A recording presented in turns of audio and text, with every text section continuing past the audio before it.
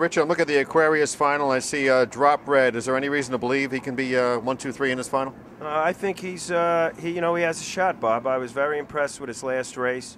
He was coming off a significant layoff, off some qualifiers. We raced him careful both starts, and he does have a lot of ability. He has a few issues where you got to be a little careful with him at times, but I think if things work out, I think he does have a shot to upset a little bit in this race. Well, Jimmy, the first of 3 finals on Saturday night is the Exit 16W. Your horse, Pacinello, has already won a final. Can he do it again?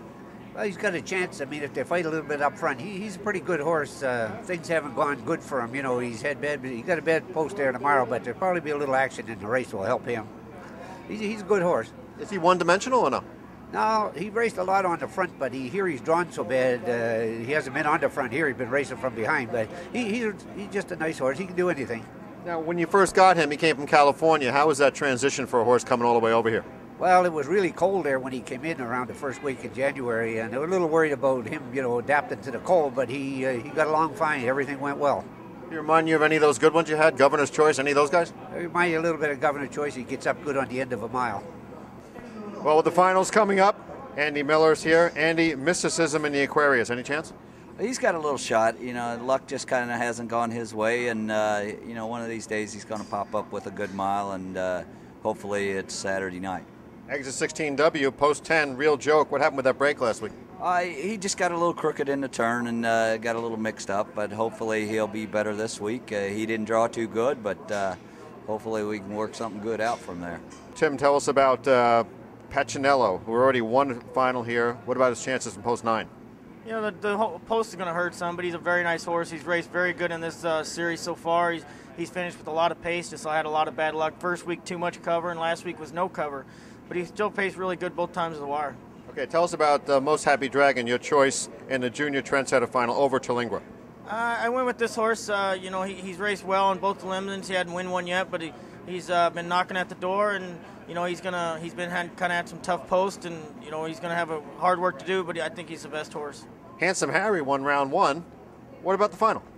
Well, he was very good in round 1, but a lot of the horses in there, they hadn't raced in a few weeks, or as far as River Shark in a few months. So I figured they'd step up a little bit the second start, and which they did.